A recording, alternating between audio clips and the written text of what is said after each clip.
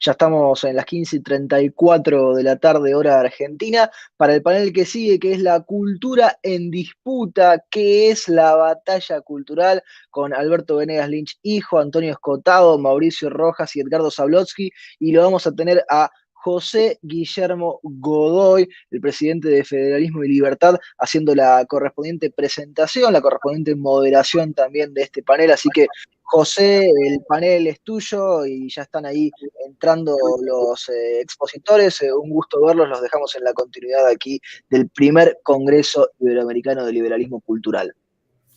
Muchas gracias, Garrett, ¿cómo estás? Muchas gracias a los organizadores, a la Fundación Libertad, Atlas Network, a la Fundación Internacional para la Libertad.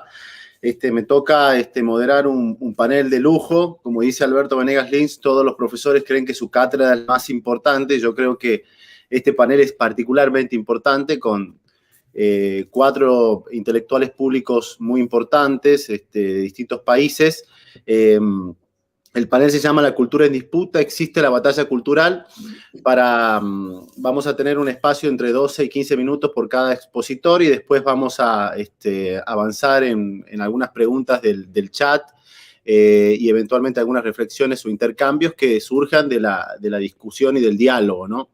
Vamos a presentar primero, voy a presentar brevemente a cada orador, a todos.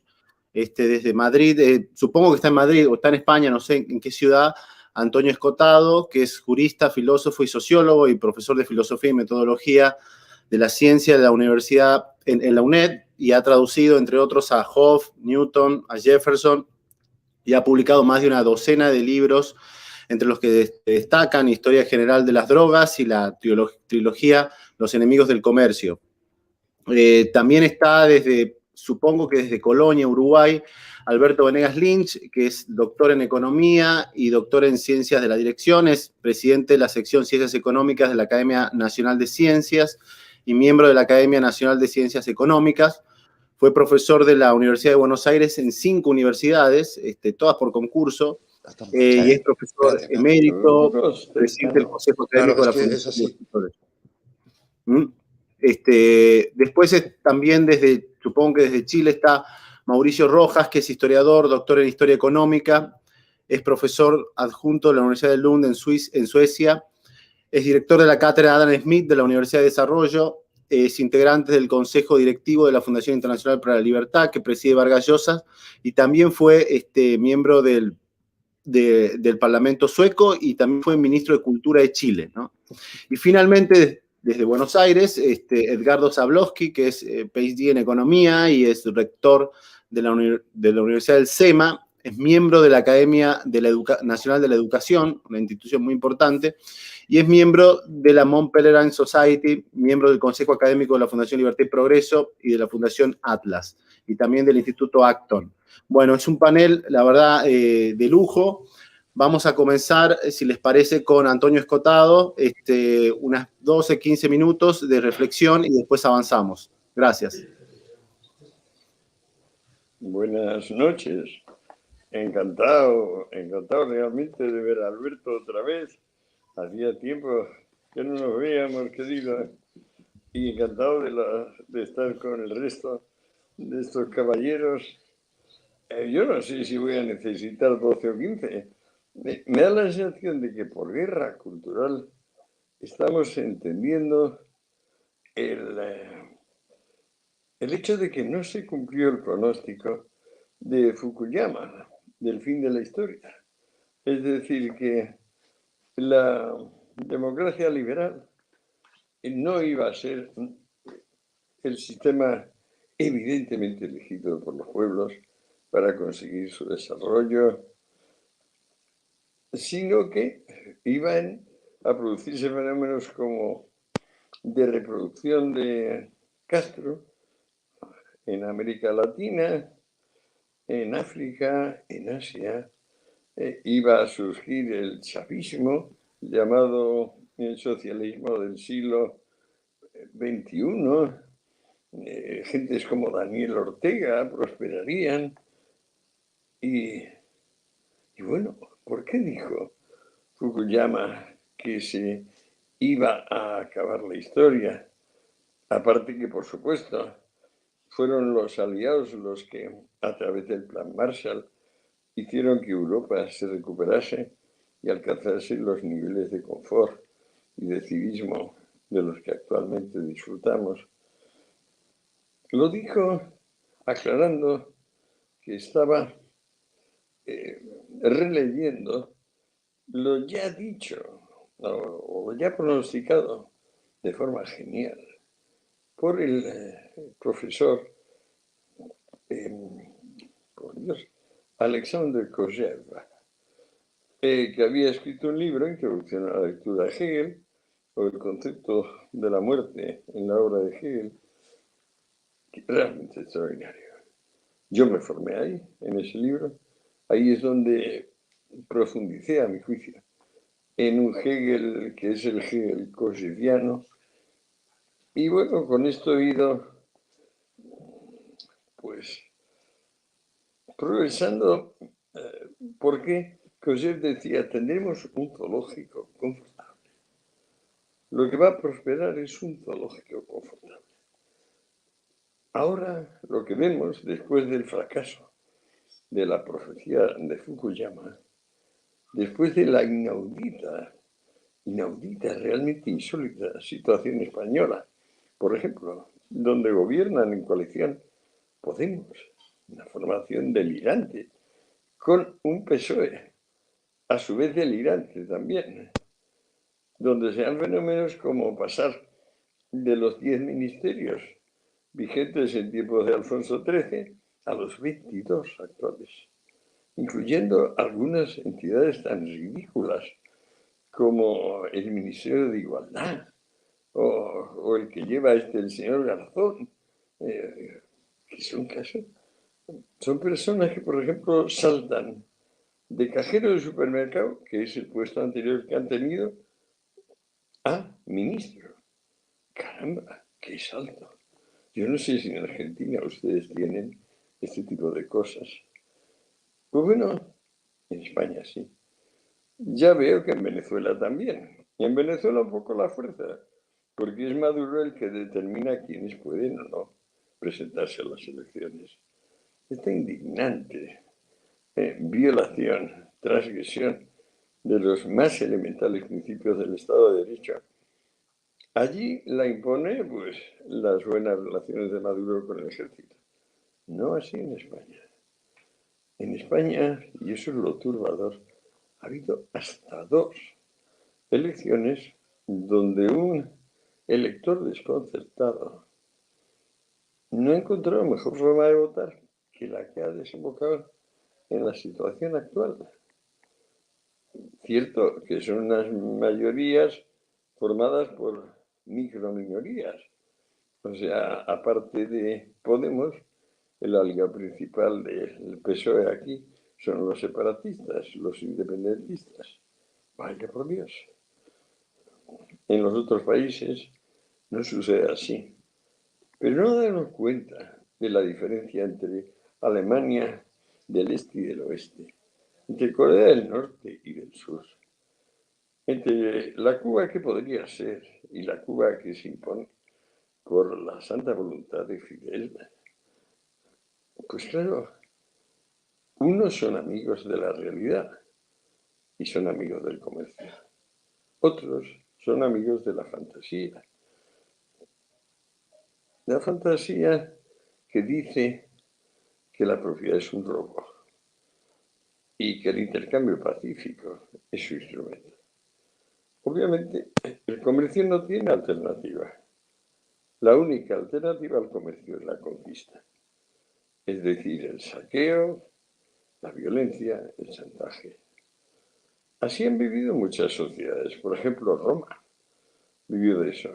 Aunque Roma al mismo tiempo engendró a los primeros jurisconsultos, primeros y más grandes, formando quizá el núcleo del pensamiento racional más destacado de la antigüedad. Paulo, Papiniano, Ulpiano, las gentes que dijeron por primera vez sum cuique tribuere, o sea, dar a cada cual lo suyo para definir la justicia. o dou des, que podemos traducir por doy para que des, doy porque diste. Pues bueno, todo este mundo de paz, mérito, amor a la verdad, respeto por lo que es, todo esto se viene abajo con unas especies pseudoevolucionistas que a mi juicio empezaron con Bentham, Comte y Marx, que son coetáneos, y los tres están convencidos de que la evolución, que es lo que en su momento les tiene fascinados a todos, que es un concepto originariamente hegeliano, Entwicklung, traducido luego como development en inglés, pues que la evolución en el sentido darwiniano, que a su vez Darwin es un lector de Hegel, por supuesto, como nos explica, por ejemplo, Marshall en sus principios de economía política.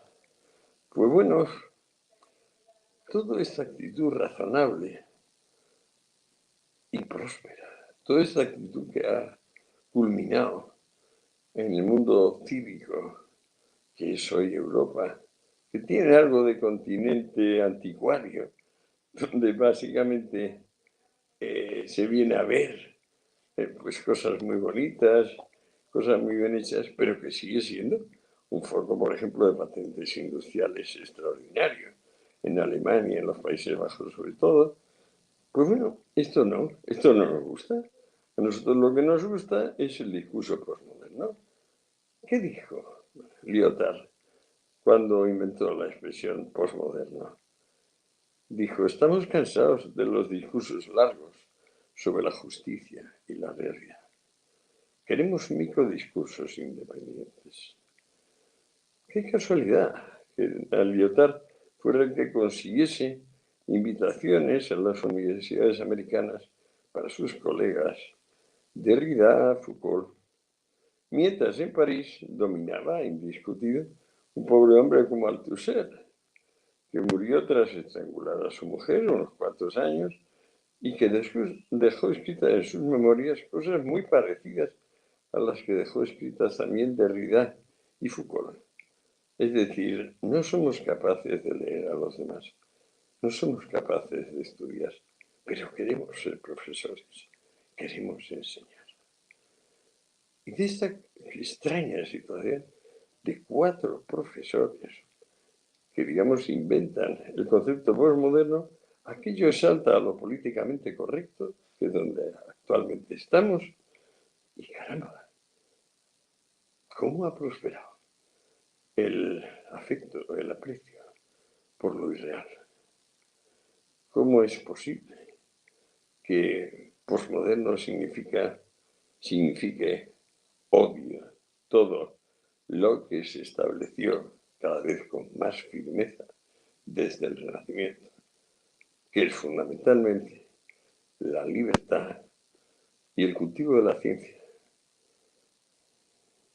El primer mandamiento, a mi juicio, es ama a Dios sobre todas las cosas, entendiendo por Dios lo que determina la maravillosa regularidad del mundo macro y el mundo micro.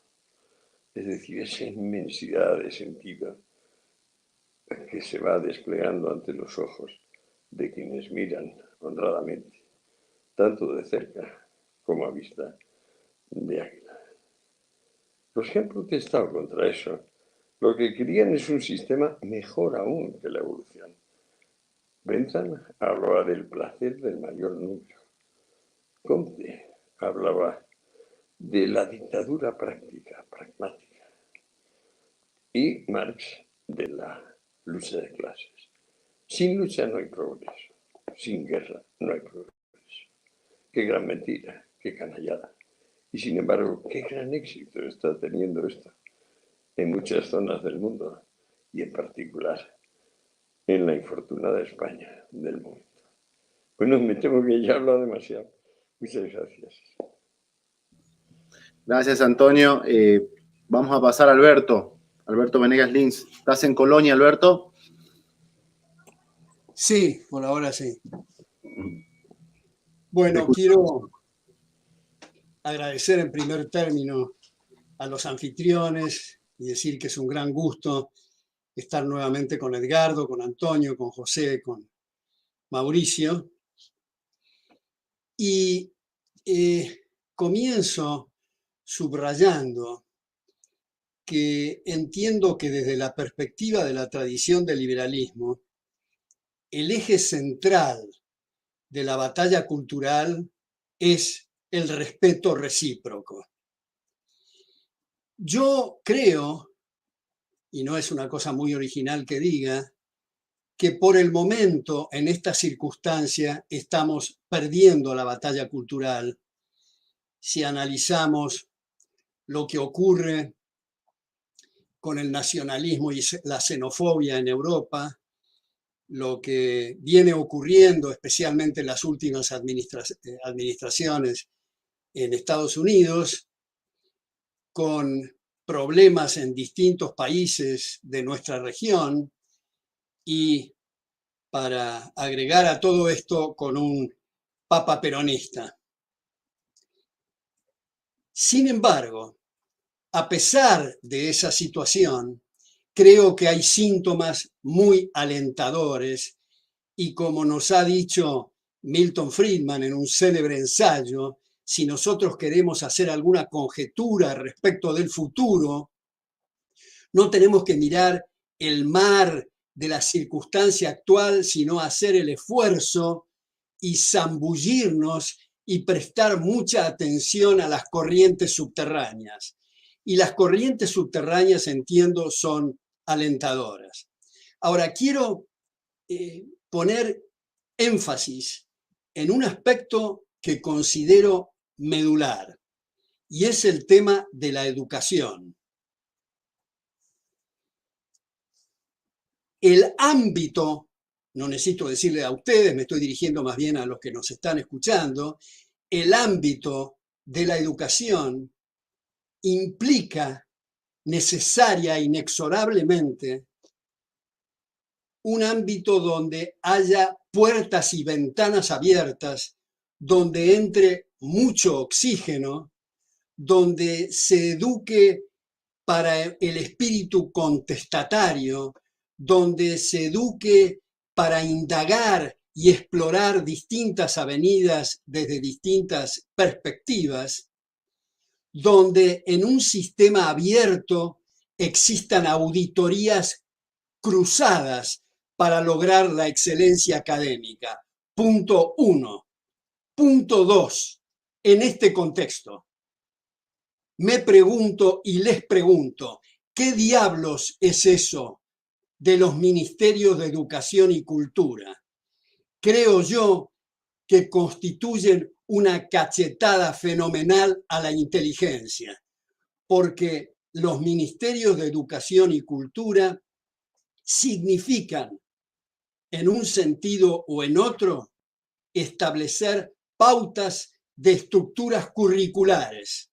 Y no se trata, como han sugerido algunos liberales bien intencionados, pero a mi juicio timoratos, tener un buen ministerio de educación, porque cualquier cosa en cualquier sentido que haga un ministerio de educación va a estar mal, puesto que lo que importa, como decíamos en el primer punto, es el oxígeno, la competencia en un proceso evolutivo de prueba y error. Ese es el segundo punto. Tercer punto. ¿Qué es aquello que se parlotea tanto con el título de educación pública? Creo yo que eso es una cosmética. Creo que es un disfraz burdo, porque la educación privada es también para el público.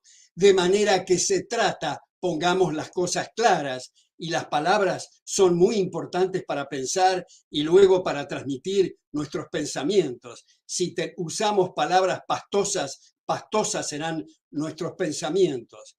Entonces, de lo que se trata es de educación estatal, que es una palabra muy fea, igual que feo hablar de periodismo estatal, teatro estatal o literatura estatal. Este es el tercer punto. Cuarto punto. Lo que voy ahora a decir no va para nada en desmedro de profesoras y profesores en el ámbito estatal. Yo personalmente estaría escupiendo al cielo si digo eso, puesto que, como señaló José, fui profesor titular de economía en 5 carreras en la Universidad de Buenos Aires, Ciencias Económicas, Derecho, Ingeniería, Sociología y en el Departamento de Historia, de Filosofía y Letras. Fui también director del doctorado del Departamento de Economía de la Universidad Nacional de La Plata. De manera que no estoy diciendo esto, más aún, hay muchos profesores y profesoras muy abnegados y muy eficientes en la órbita estatal. De lo que se trata es de incentivos, y acá los que hemos explorado economía estamos muy familiarizados con los trabajos de Ronald Coase, con Harold Dempsey, con Douglas North, que han trabajado mucho en los incentivos. Y lo quiero ilustrar a quienes nos están escuchando con algo bastante pedestre y simple, y decir, la forma en que tomamos café y prendemos las luces no es nunca la misma cuando nosotros pagamos las cuentas que cuando obligamos a otros a que paguen las cuentas con el fruto de su trabajo. Entonces, ese tema de incentivos para administrar los activos es radicalmente distinto cuando es de los titulares que cuando obligan a otros a pagar las cuentas. Como todos ustedes saben, ha habido muchos estudios en distintos países, me concreto ahora en países latinoamericanos, donde muestran cuál es el costo por año, por graduado en universidades estatales, y en algunos casos se podría mandar 2 y 3 veces becarios a Harvard por el costo que esto implica, que además en muchos de esos estudios no toman los activos inmovilizados, los activos fijos, sino solo los gastos corrientes. Y a pesar de esto, da estos resultados. Entonces, ese es el cuarto punto. Quinto punto. ¿Qué hacer entonces? ¿Qué sugiero? Pues vender todas las instituciones educativas estatales. ¿A quiénes? Eventualmente a los mismos claustros que hoy están administrando. Y en un rapto de enorme generosidad y en un rapto emocional, diría yo, sugiero regálensela. Pero al momento siguiente, la actitud de cada uno de los administradores va a ser completamente distinta. Porque además, algo tan delicado y tan importante como la educación tiene que estar fuera del ámbito de las botas. Y el monopolio de la fuerza, recordemos, son las botas, que llamamos gobierno. La politización debe estar ausente de las aulas. Si hay necesidad, como de hecho hay, de acreditar algunas carreras, como era al principio originalmente en Europa y sobre todo en las 13 colonias originales en Estados Unidos, son las academias privadas y las instituciones dedicadas a la acreditación las que van a proceder en consecuencia. Y dicho sea de paso, compitiendo entre sí otra vez con auditorías cruzadas para lograr niveles de excelencia. Sexto punto. ¿Qué hacer con la gente que tiene las condiciones intelectuales, pero no tiene los ingresos para aplicar a las ofertas universitarias o educativas existentes? Pues vuelvo a Milton Friedman, que ha sugerido, creo yo, con mucho éxito, no el suficiente, porque si no, no estaríamos como estamos, desde luego, los vouchers, esto es, los créditos educativos. O sea, todos aquellos que tienen las condiciones, pero no tienen los ingresos, se les da vouchers. Y como hemos estudiado en lógica, acá aparece un non sequitur, es decir, del hecho de que algunos en un proceso de transición deban financiar los estudios de otros, no se sigue, pongo en letras grandes, en negritas o en bastardillas, no se sigue que existan educación e instituciones educativas estatales, puesto que los padres o los titulares eligen de todas las instituciones privadas existentes la que mejor les satisface para aplicar. Entonces, pasamos ahora al séptimo punto y último punto para cerrar este análisis. Nosotros decimos, y efectivamente es así, que junto con la politización hay un enorme adoctrinamiento. Nosotros a veces nos preguntamos, y se pregunta a la gente, ¿qué diablos está ocurriendo en Chile? ¿Qué diablos está ocurriendo en Colombia? ¿Qué diablos está ocurriendo en Perú? ¿Qué ocurre en la Argentina? Pues con los centros de adoctrinamiento colectivista, marxista y totalitario, no hay salida. Ahora, es cierto también que si uno analiza algunos textos y programas en instituciones privadas, uno se espanta por algunos desvíos fenomenales, pero en gran medida esos desvíos son consecuencia que los profesores que enseñan en gran medida en las instituciones privadas han sido capacitados en las instituciones estatales. Entonces, ya sabemos, estimados amigos, todos los que nos están escuchando, ya sabemos que la perfección no está al alcance de los mortales. Ya sabemos que cometemos errores y equivocaciones más de lo que eventualmente acertamos. Pero de lo que se trata nuevamente son incentivos a los efectos de corregir y minimizar costos. Entonces, no quiero hacer aquí cosas ad hominem, pero digamos, cuando mi hija mayor iba a un colegio, y se ha repetido con mis dos otros hijos también, pero pongo énfasis especialmente en este caso, en un colegio inglés en el barrio de Belgrano, en Buenos Aires, me decía que estaba desesperada por la Gestapo del siglo XX en aquel momento, siglo XXI ahora, llamado los inspectores del Ministerio de Educación, puesto que si ponía en práctica las ideas que a ella se le ocurrían, la directora, o a su claustro, le cerraban el colegio. Entonces, los miembros del claustro, los que se ocupan de la educación, ni siquiera pierden tiempo en pensar y proponer nuevos programas, nuevas mezclas de materias y asignaturas, nuevos horarios, puesto que si no se acoplan a lo que están diciendo los mandones de turno, tienen problemas.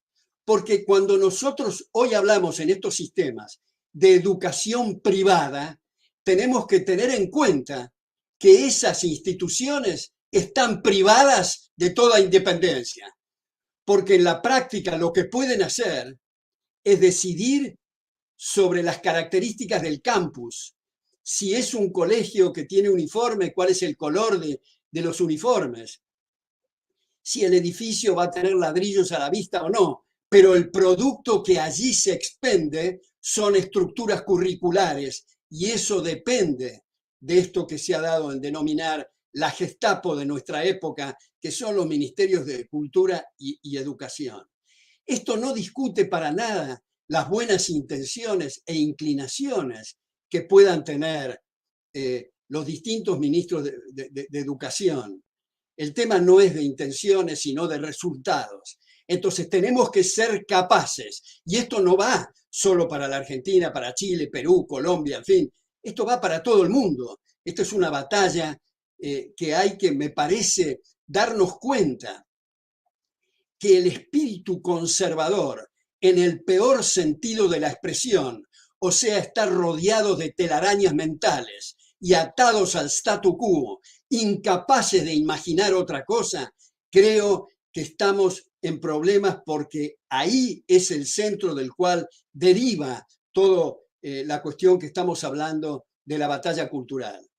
Mi último libro se llama, y transmito acá un chivo o un aviso, se llama Vacas Sagradas en la Mira, donde pongo este punto, y también quiero mencionar mi libro anterior, que se llama Maldita Coyuntura.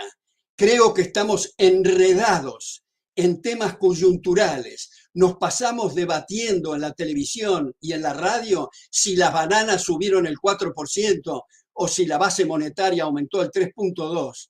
Temas, a mi juicio, irrelevantes, aunque sé que la gente tiene que estar informada de qué es lo que está ocurriendo, pero no nos damos espacio para debates de fondo como el que estoy tratando de plantear esta noche aquí. Muchas gracias.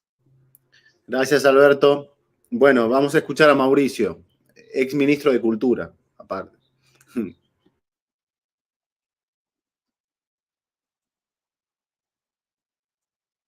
Está muteado, ¿eh?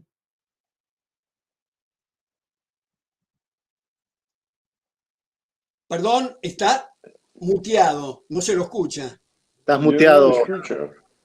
Disculpen, yo pensaba que me iban a bueno, empiezo de nuevo entonces y muchas gracias a la Fundación Libertad por este excelente congreso que han preparado, realmente impresionante los expositores, tal como los de este panel, pero en general he venido siguiendo el encuentro y realmente muy bueno. Bueno, voy a tratar de concentrarme en el tema que se planteó, esto de la batalla cultural, y primero preguntarse qué es la batalla cultural, si es que podemos darle alguna definición. Y yo pienso que es importante porque a mi juicio es la principal de las batallas, la que en el fondo termina decidiendo todo lo demás. Se trata de una batalla acerca de la visión o interpretación del mundo. De eso trata la cultura y eso es lo que estamos disputando hoy día. La realidad en sí, o la cosa en sí, como la llamó Kant hace más de 200 años, no es accesible de manera inmediata para los seres humanos, y menos aún habla por sí sola. La realidad siempre está vista a través de los lentes, de las ideas y la cultura imperantes, y de esto se trata en el fondo.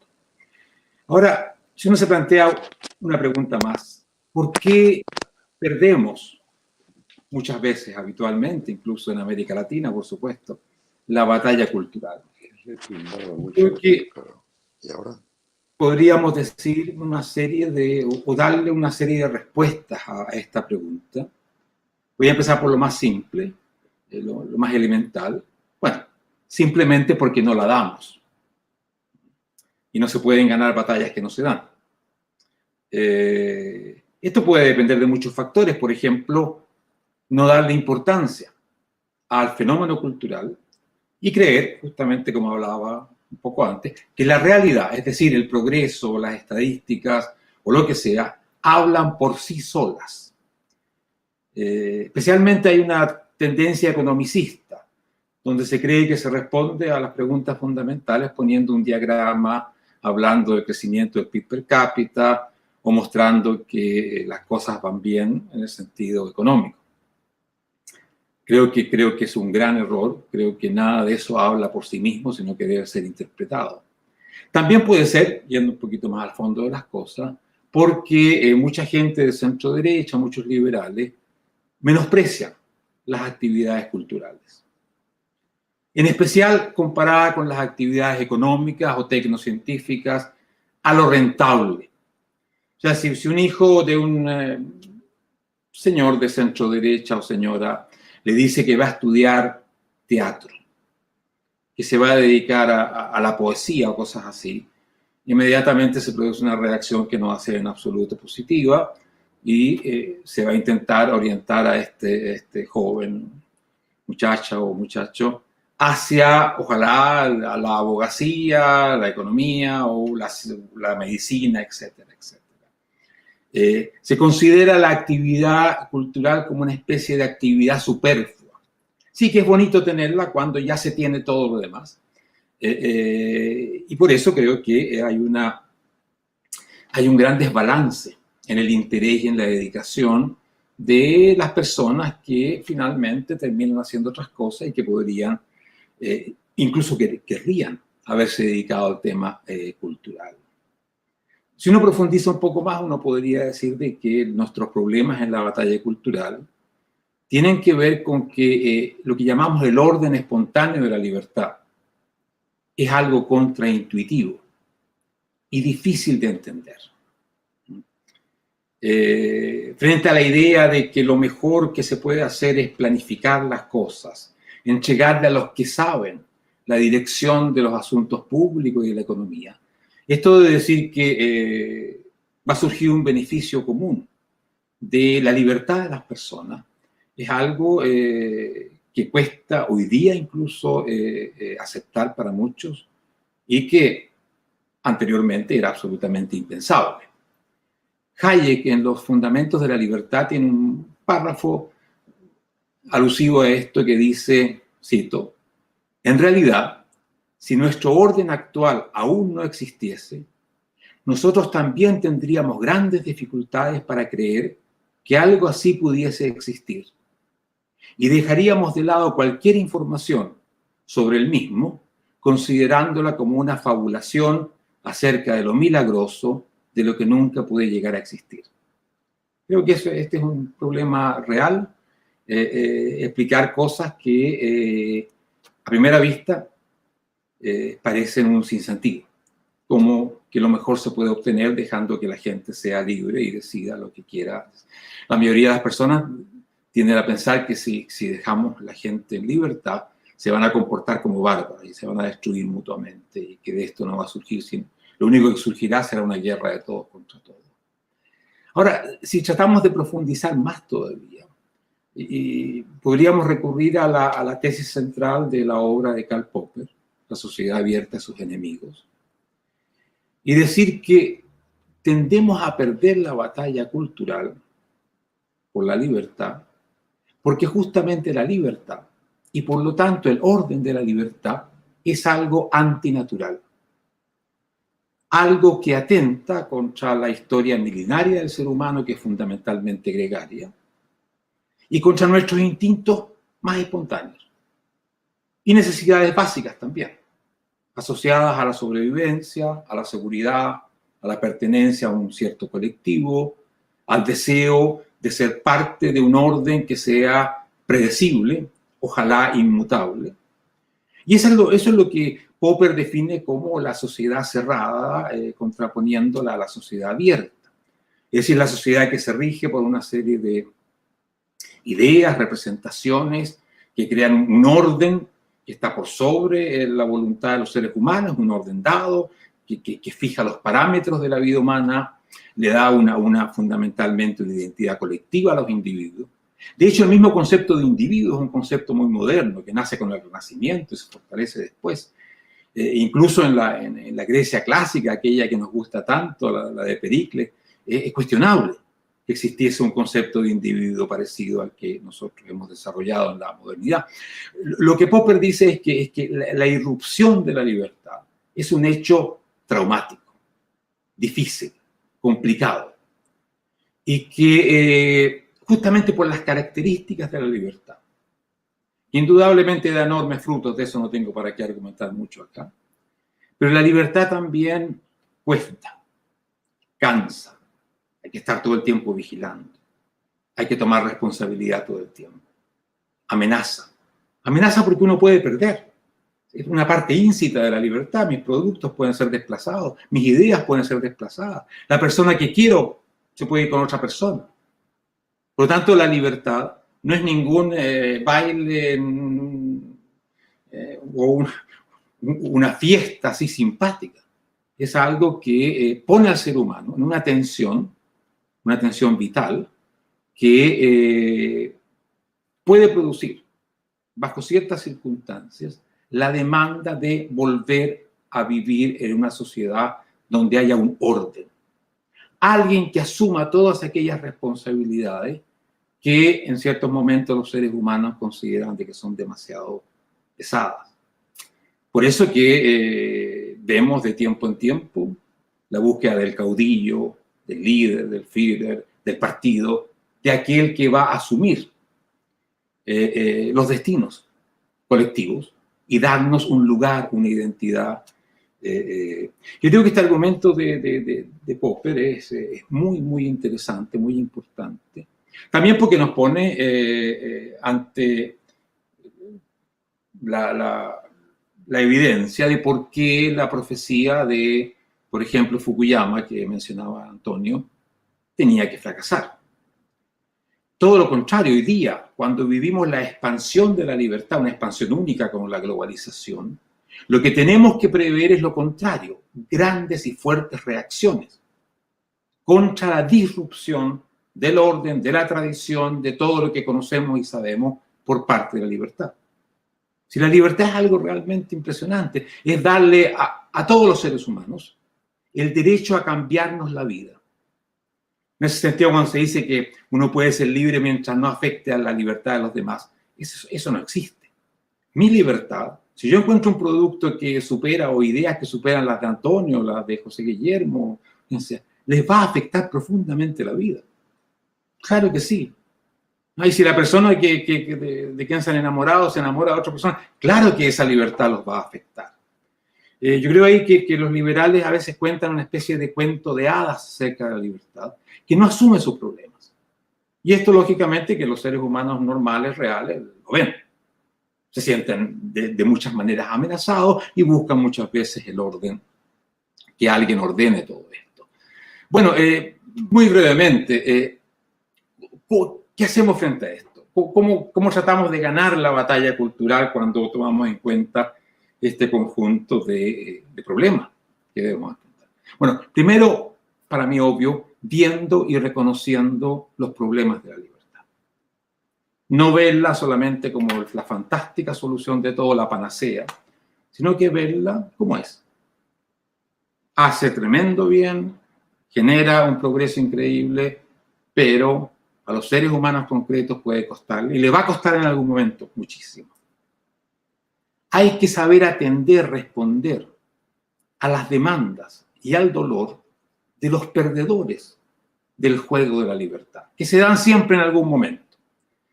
Yo digo, son los perdedores de la famosa destrucción creativa de Schumpeter. A veces los liberales celebramos muchísimo la parte de la creatividad, que es fantástica, y nos olvidamos de la parte de la destrucción, porque esa destrucción significa vidas humanas que van a estar sometidas a una situación muy difícil. Yo creo que si no atendemos a ese aspecto, es como que le propusiéramos a la gente lanzarse al vacío y no le damos, de alguna manera, una seguridad de que en este juego ustedes van a recibir alguna mano que no los va a dejar caer y matarse. Creo que además debemos aprender a conjugar con la libertad la necesidad humana de la comunidad y la seguridad. Es decir, el ser humano no es puro individuo, es también colectivo, es también demanda de pertenecer a algo más grande. Y el liberalismo nace como una especie de gran movimiento de liberación del individuo. Y ese fue su gran rol histórico. Y por eso cuando vence y se sacan las trabas a la libertad del individuo, se queda bastante mudo frente a la demanda siguiente. Bueno, y ahora en la sociedad libre, ¿cómo reconstruimos la comunidad? El sentido de comunidad, el sentido de pertenencia.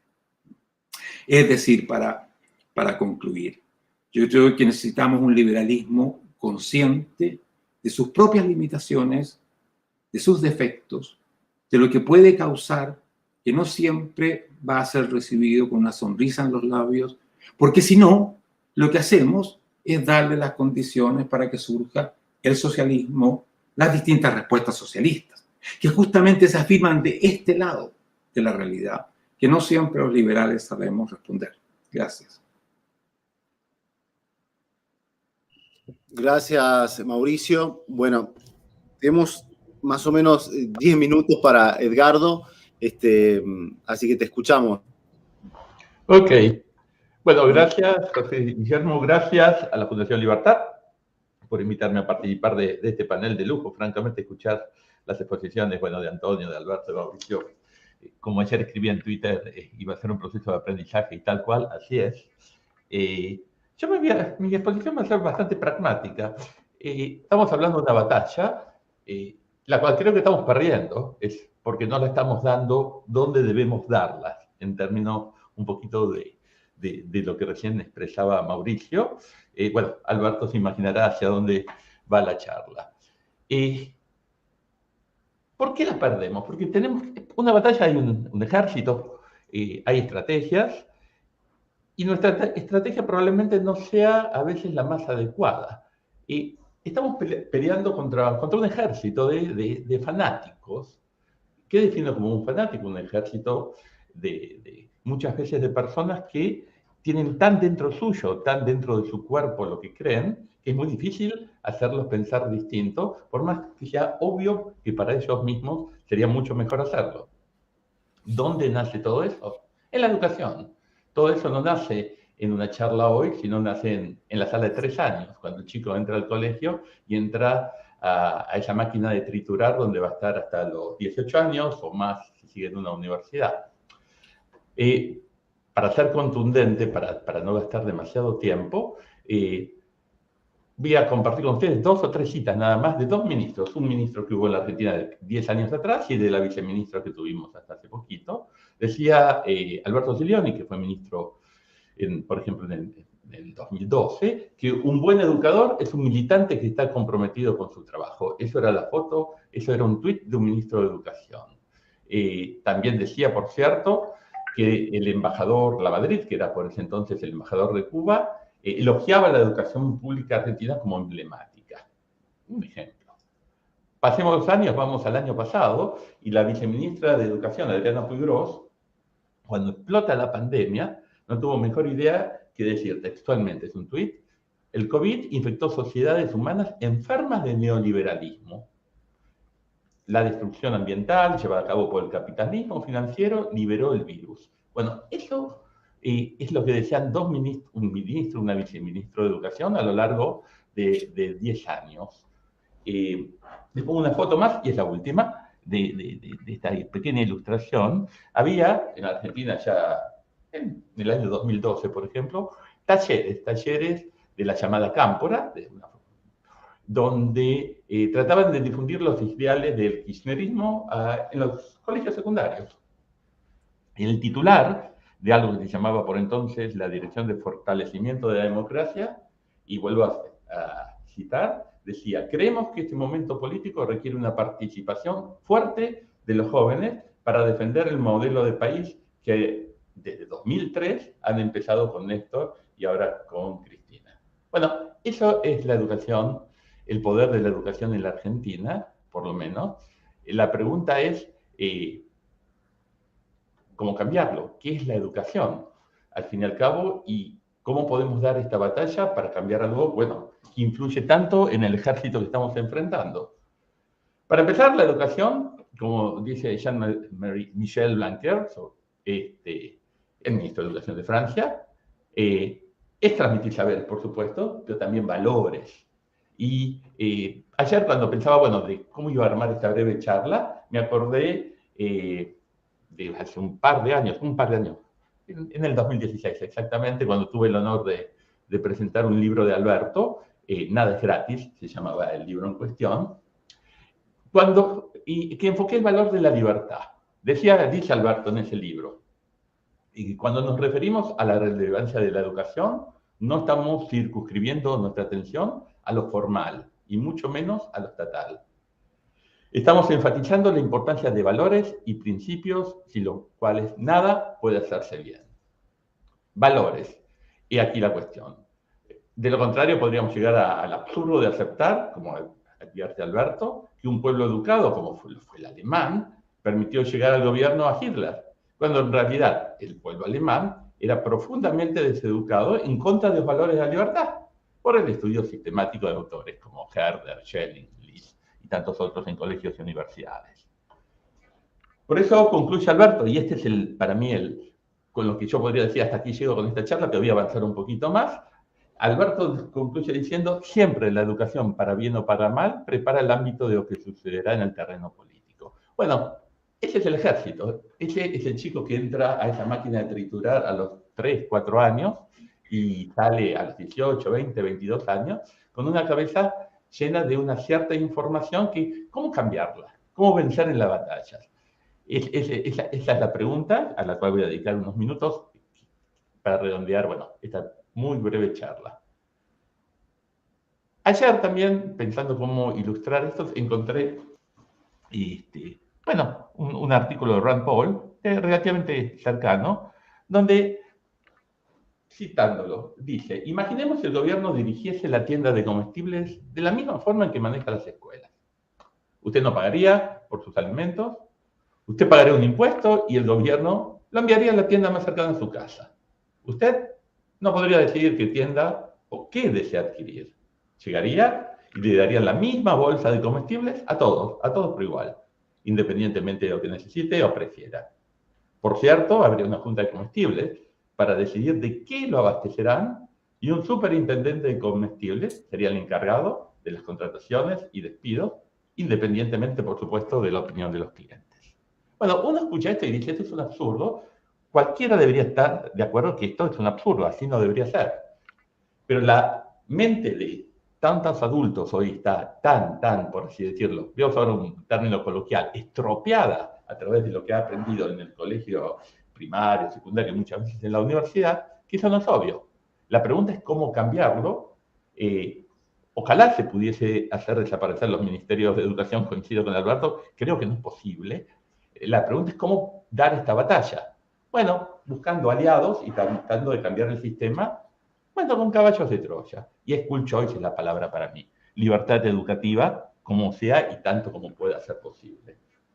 ¿Quiénes son los aliados? Hoy, por lo menos en la Argentina, ha pasado algo interesante. Por primera vez hay chances, básicamente porque hay dos grupos, dos aliados, y uno de ellos generados por la pandemia.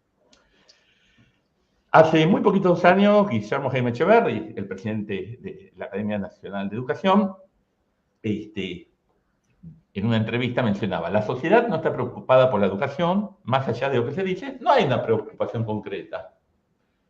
Y después, señalaba Guillermo, está la paradoja del desinterés de los padres. La mayoría piensa que la educación está mal, es un desastre, pero cada uno considera que la educación de sus propios hijos es espléndida. Y eso hace que nada cambie, que no haya presión social.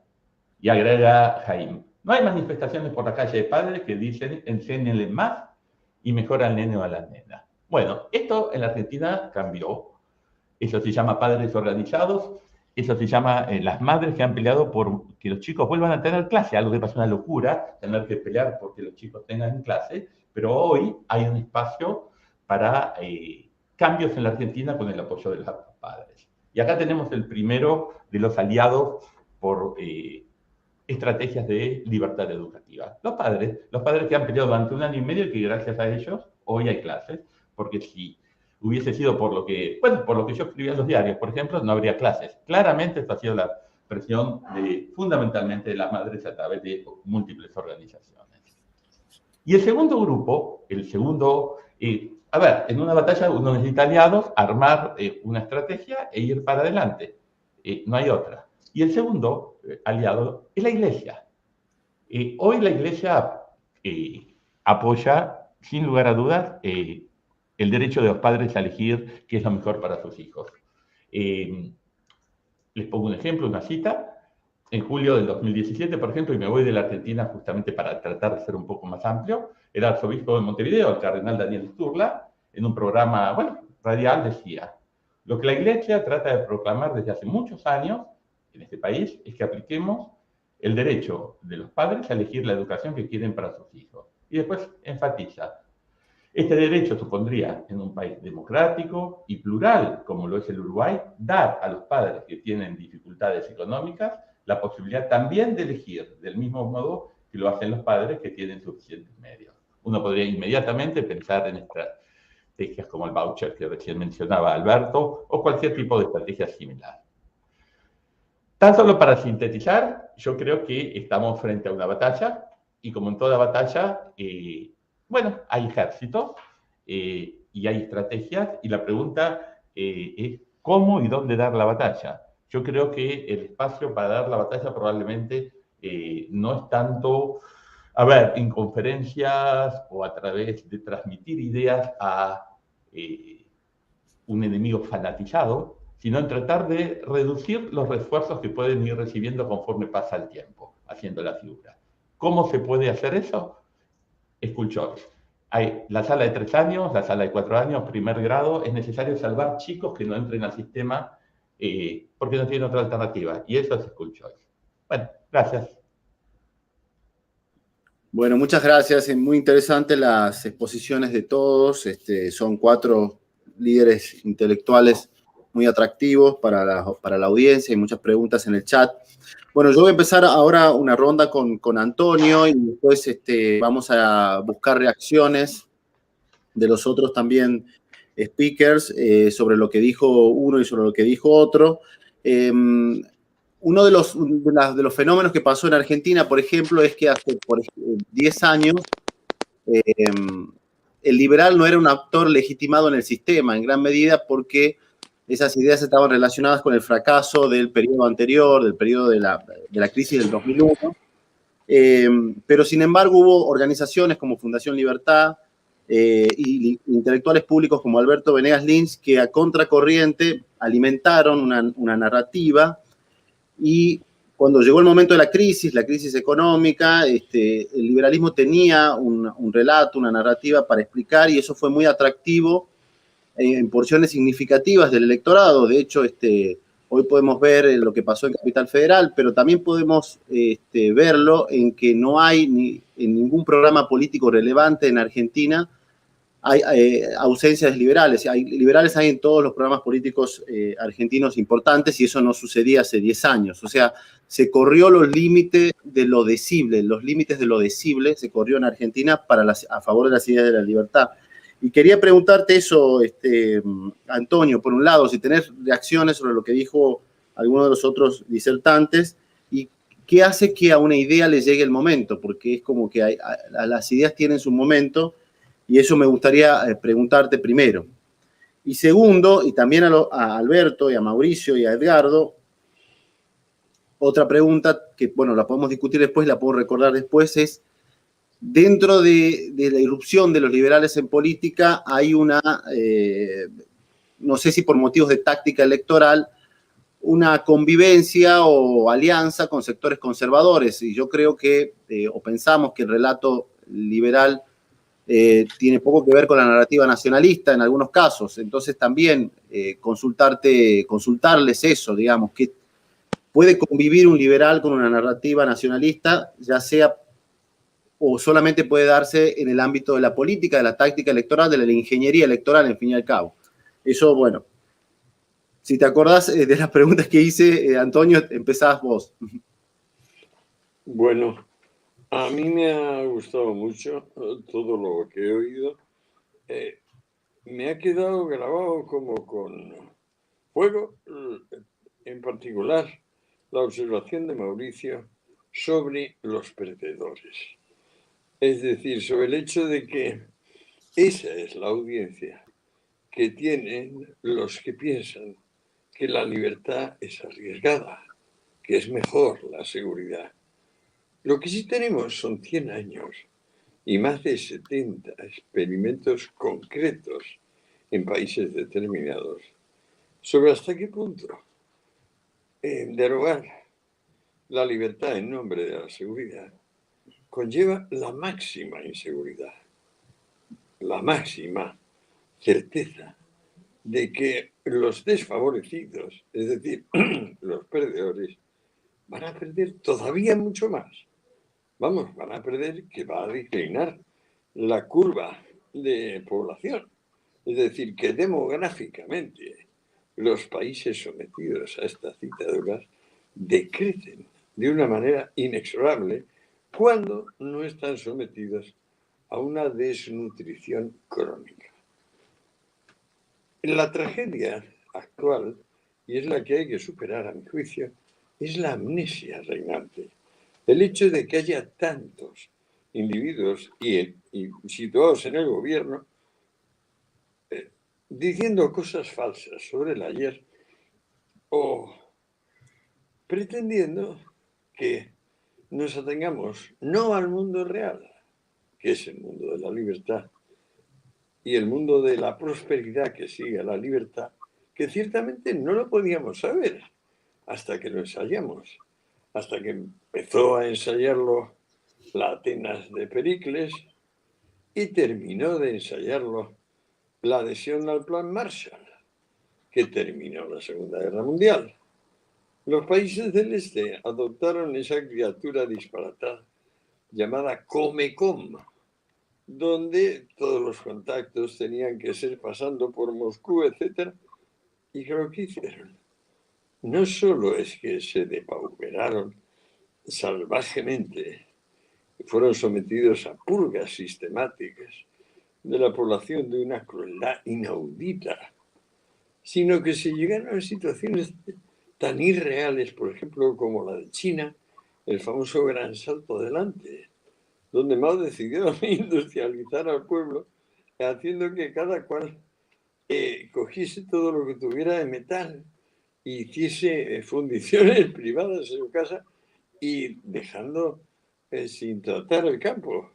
Con lo cual, los 2 años siguientes fueron la mayor hambruna conocida por el pueblo chino. Qué diferente China, desde que Deng Xiaoping y los otros 7 sabios dijeron el lucro es algo bueno para todos. El lucro es bien común. Esto es lo que hay que tener en cuenta, la realidad. No el camelo ficticio, no el olvido del pasado. Hay que mirar lo que tenemos. Y yo no lo veo tan difícil. Mi obsesión ahora es conseguir que no se vuelvan a perder las elecciones por ese conjunto de factores que en España ha hecho que las perdamos. Es decir, tenemos que unificarnos en torno a un liberalismo que no sea doctrinario, donde también estén los socialistas demócratas, es decir, gentes como fueron Felipe González o Guerra en España, o como fue, por ejemplo, Bernstein o Kautsky en Alemania en su momento, cuando se creó el SPD. Nuestro primer punto es la libertad, pero somos flexibilistas, es decir, no somos maximalistas. Aceptamos que las cosas sean graduales, como decía Cánovas, y luego Antonio Maura, esos 2 monolitos conservadores, pero llenos de inteligencia. Y desembocaron en la dictadura de Primo de Rivera, que dictadura tuvo bastante menos que, por ejemplo, todos los ensayos que se han hecho de dictadura del proletariado o de socialismo del siglo XXI, que me temo que hay en Argentina, tiene su fuerza, o muchísima fuerza quizá. Ya está. Cuánto agradezco este panel y la posibilidad de estar entre personas tan inteligentes. Antonio, y hay un poco, bueno, ahora lo vamos a escuchar a Alberto, pero específicamente, vos lo que dijiste es básicamente que los liberales podríamos, en la cuestión de la ingeniería electoral, una alianza con incluso personas conservadoras inteligentes y socialdemócratas, pero... Sí. Por ejemplo, ¿qué opinas de Vox en el caso puntual, por ejemplo? Pues mira, estaba yo con una mala conciencia tremenda, porque después de la atención que le presté a Rivera y a Ciudadanos, la decepción de ver a Rivera disolverse como un azucarillo coincide con el hecho de que no sé nada de Vox. No sé ni el programa de Vox. Lo único que sé es que es un invento, un fantasma de Podemos y la extrema izquierda. Es decir, que no existe el Podemos enarbolado por Iglesias, la Irene Montero y el resto, Garzón y el resto de disparatados que tenemos en el gobierno. No existe. ¿Y sabes lo que pasa? He recibido una noticia increíble esta tarde. que Santiago Abascal quería visitarme. Yo me situé en Ibiza porque me voy a quedar aquí los últimos días de mi vida. Me parece que es el sitio más adecuado. Y este hombre ha tenido la gentileza de preguntar si estaba dispuesto a recibirle. Por supuesto, estoy dispuesto a recibirle. Naturalmente, es un honor. Y a mí me va a quitar la mala conciencia de no haberme enterado de su programa. ¿Te parece la respuesta lo que me preguntabas? Sí, un poco va por ese lado. Alberto, te escuchamos, tus reacciones. Bueno, en primer lugar, de nuevo le agradezco a la Fundación Libertad y especialmente a Gerardo Bongiovanni, que siempre está atrás de estas cosas tan fértiles. Como dije al principio, yo creo que el eje central de la batalla cultural reside en el respeto recíproco y por lo tanto todo esto trata de un problema moral. Ahora, ha habido un gran escritor de la vereda de enfrente de la tradición liberal que deberíamos de prestarle especial atención y es Antonio Gramsci. En esa célebre desde la cárcel pensamiento, tomen la cultura y la educación y el resto se da por añadidura. Si no nos damos cuenta que hay que terminar con la politización en la educación, vamos a seguir, me parece, perdiendo posiciones. Yo estoy, igual que ustedes probablemente, ejercitado más bien en la crítica y no en alabar y menos a una persona, pero quiero hacer una excepción hoy y quiero referirme a Edgardo y me resulta especialmente difícil hacerlo con la persona presente, pero me parece que para la Argentina que Edgardo sea rector de una universidad es algo sumamente estimulante, gratificante y que nos llena de esperanza por sus condiciones morales, por sus condiciones intelectuales y por lo que han oído que ha dicho recién respecto de la educación. Y al correr de su voz, digamos, mencionó a Cuba. Y creo que ha habido demasiados tilingos, si me permiten la expresión, que han alabado el sistema educativo cubano sin darse cuenta que hay una contradicción en los términos, puesto que un sistema totalitario, por definición, establece adoctrinamiento. Y para agregar a dos amigos que estuvieron en Cuba no hace mucho tiempo, no solo el adoctrinamiento, sino que los alumnos deben escribir en lápiz para que la próxima camada pueda borrar y aprovechar el papel dada la escasez incluso de ese material. De manera que más bien hay que hablar, si se habla del sistema educativo cubano, como de una vergüenza. Ahora, la pregunta que hizo José y que elaboró en torno a eso algo mi querido Antonio, yo diría para el caso argentino y probablemente para otros casos también, yo creo que es muy importante, termino con esto, diferenciar lo que es el plano académico de lo que es el plano político. En el plano político, el discurso, si es que no se quiere desaparecer de la tribuna política, hay que elaborar sobre temas que la audiencia sea capaz de comprender y de digerir. Sin embargo, el académico, el profesor, que averigua antes de empezar su clase cuáles son las preferencias de sus alumnos, está perdido como profesor. Son dos posiciones distintas. Entonces, en el caso argentino, y lo resumo y lo pongo muy telegráficamente y me salteo algunos puntos importantes, yo creo que dado en el caso argentino, repito, el chavismo autóctono, es absolutamente indispensable que todas las fuerzas antichavistas, aún con sus diferencias y algunas con diferencias grandes, tienen que unirse. De lo contrario, se va a dar la estocada final a la justicia, se va a concretar la amenaza contra la libertad de expresión y se va a reformar la Constitución y luego es tarde para la queja. He dicho. Gracias, Alberto. Mauricio, en el caso chileno, bueno, más allá de preguntarte las reacciones sobre los otros disertantes y lo que hablamos, en el caso chileno está muy claro de yo te pediría una cosa. Yo pediría intervenir. Por algunas razones incomprensibles se nos está agotando la batería y yo la verdad es que tengo un compromiso ineludible dentro de 10 minutos, de modo que yo tengo que dejar el foro.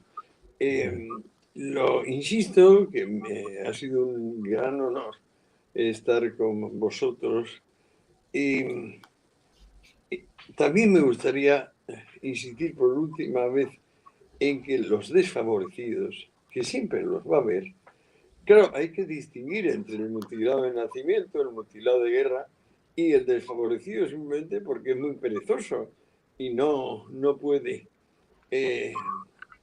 recibir con gratitud, sino que debe recibir con ingratitud.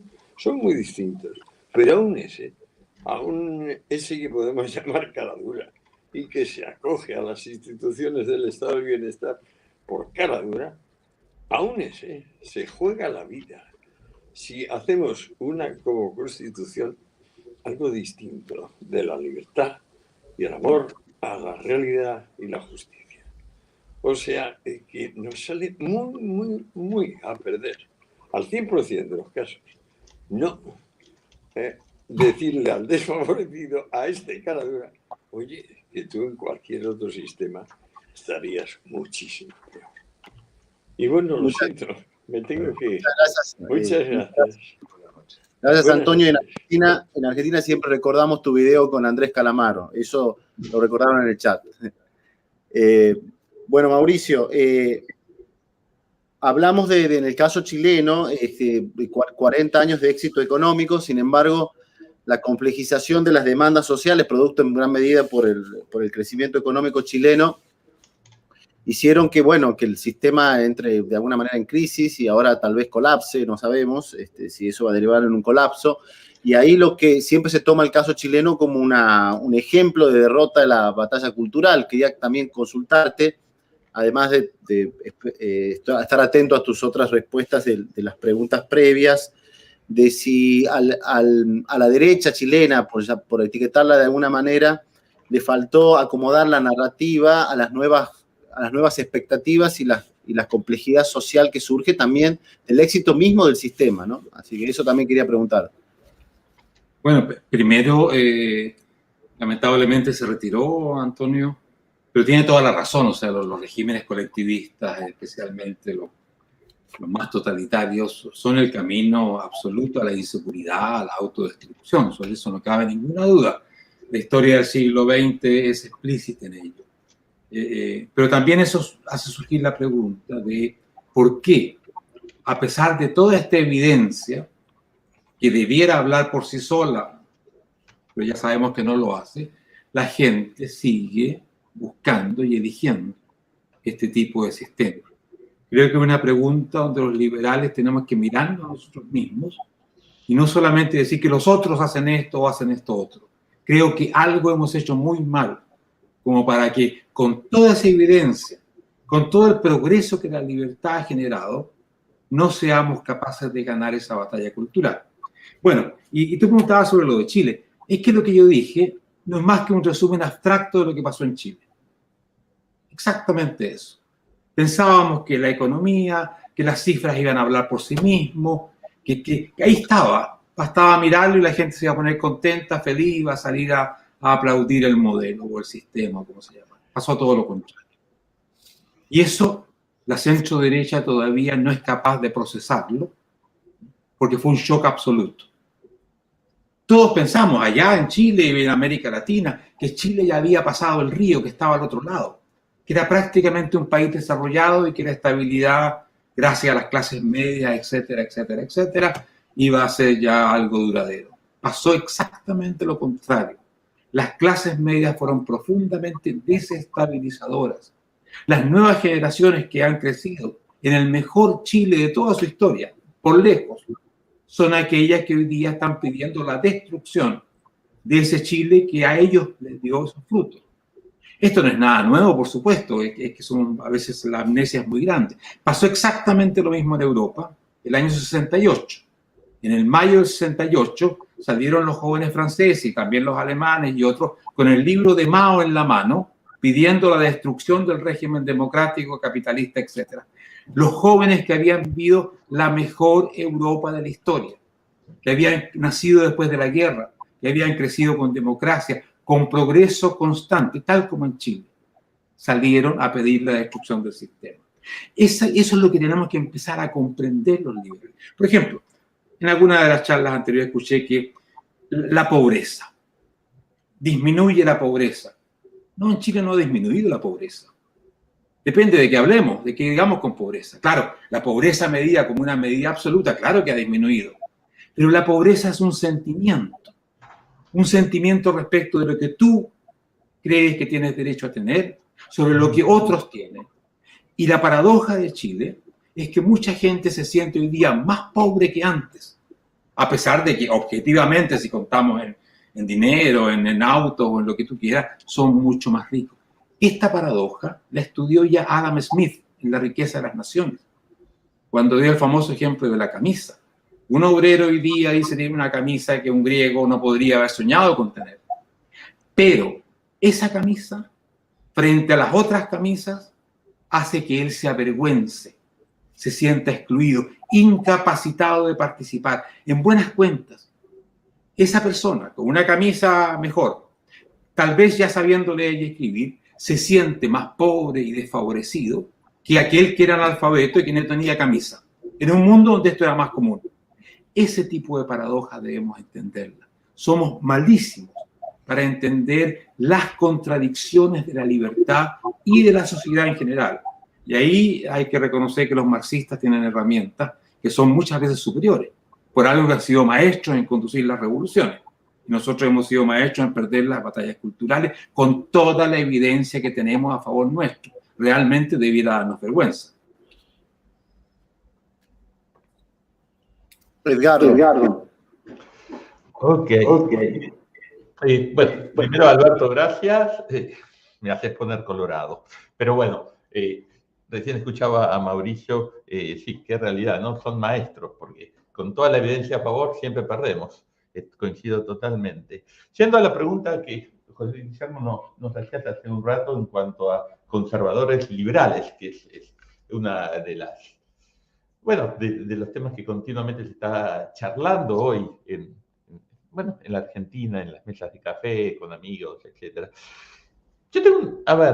Yo voy un poco a la historia de los Estados Unidos, de la guerra de la independencia, cuando el norte y el sur un día decidió postergar por 20 años la discusión sobre la esclavitud, que era un tema que separaba claramente a ambas partes, y gracias a eso hoy tenemos a los Estados Unidos. Sencillamente, la guerra de la independencia se gana porque el norte y el sur se unen, bueno, triunfa frente logra la independencia y 20 años después llega la guerra civil.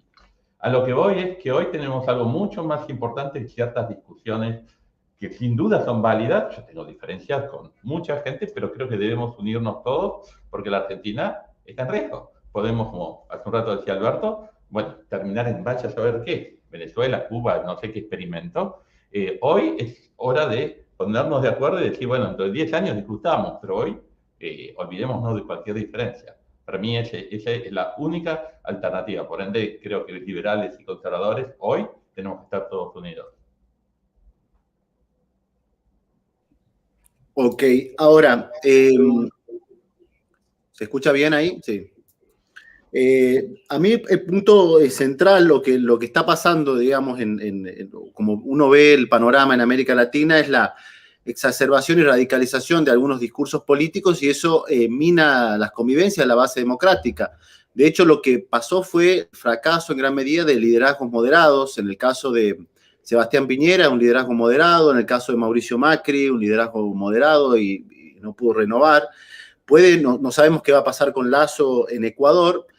Y en el medio de liderazgo de un discurso político cada vez más crispado y más radicalizado, ¿cuál es el rol?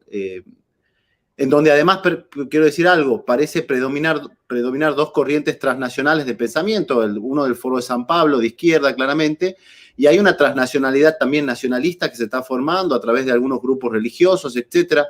Debiera haber una transnacionalidad liberal que reivindique el valor de la convivencia democrática y de los liderazgos moderados, y creen que deberíamos, las instituciones liberales, los think tanks, líderes de opinión, alimentar eso.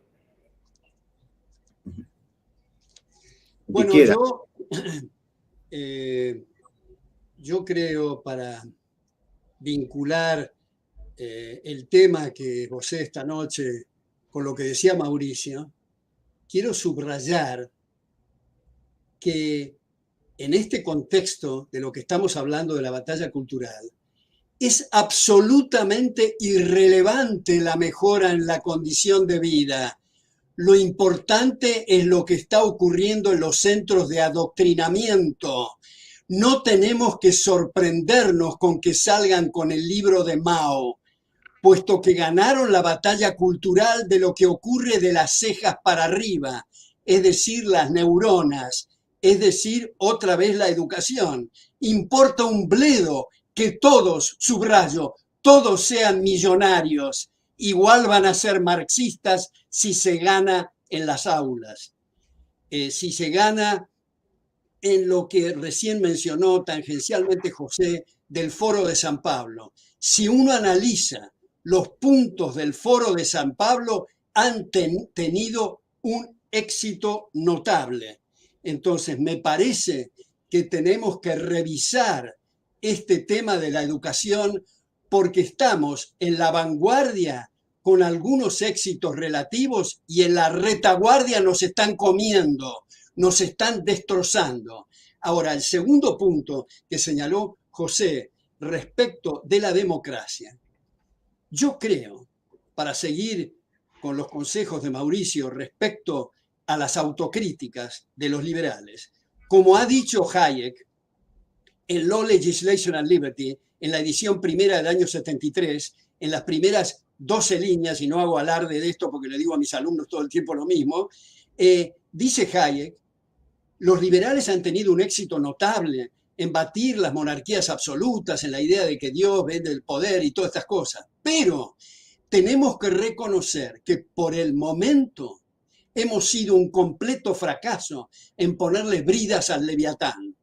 Entonces, si nosotros analizamos lo que dicen autores contemporáneos como el gran Giovanni Sartori, la democracia tiene un aspecto central y un aspecto accesorio. El aspecto central es el respeto a los derechos, es un estilo de vida. La parte mecánica, formal, accesoria y secundaria es el recuento de votos. Pero resulta que hoy estamos viendo que hay una reversión de esas prioridades y lo secundario se ha puesto como principal y lo que era principal no solo se ha puesto como secundario, se ha borrado del mapa. El respeto recíproco, el respeto a los derechos, el respeto de las mayorías a las minorías, resulta que eso no existe y es una suma de votos. Por lo tanto, si se trata solo de los votos, deberíamos de concluir en la sandez mayúscula y en el horror de decir que Hitler era un ejemplo de demócrata porque ganó con la primera minoría. O ese personaje abominable que habla con los pajaritos en el Orinoco establece un régimen democrático. Yo creo que para seguir de nuevo con lo que decía Mauricio, tenemos que trabajar las neuronas y pensar en nuevos límites al poder antes que el globo terráqueo se convierta en un inmenso gulag en nombre de una democracia degradada que en realidad es cleptocracia, es decir, gobiernos de ladrones, de sueños de vida, de propiedades y de libertades. Gracias. Mauricio. Estás muteado. Gracias, disculpen de nuevo. Bueno, yo creo que lo que la FILA hace, lo que Fundación Libertad hace es muy importante.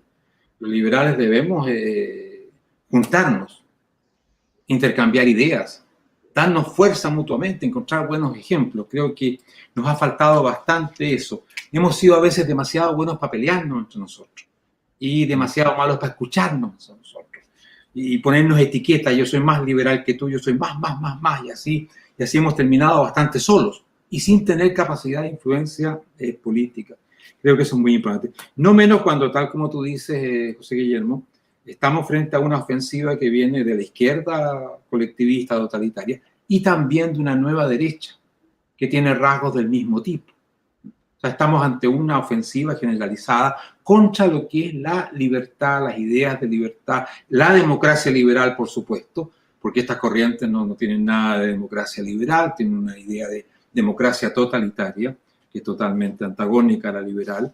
Por lo tanto, yo creo que sí, que tenemos que hacer un tremendo esfuerzo por unir fuerzas, por pensar, y no menos, visto el fracaso que hemos tenido, de entender qué hemos hecho mal, qué hemos hecho bien, para que la próxima vez no nos vaya tan mal. Si esa es la cosa. Bien, Mauricio, Edgardo, si puedes cerrarlo en un minuto. Seguro, final. Después de haberlos escuchado, muy poquito más para agregar, que agradecer primero a la Fundación Libertad de Vuelta por esta invitación. ¿Qué hicimos mal? Porque obviamente si nos salió mal, algo hicimos mal, o por lo menos es mucho más útil partir del supuesto que algo hicimos mal. Yo creo que tenemos un problema de marketing notable, queremos convencer por la razón y ellos usan la emoción, y el día que trabajemos más los sentimientos y menos la razón, por ahí tenemos más éxito. Hasta ahí. Bueno, los despido a los tres, muchas gracias, les mando saludos desde Tucumán, la tierra de Alberdi, algo no menos importante, así que bueno, vamos a escuchar a Marcos ahora para el siguiente panel. Gracias a los tres, disfruté mucho la conversación.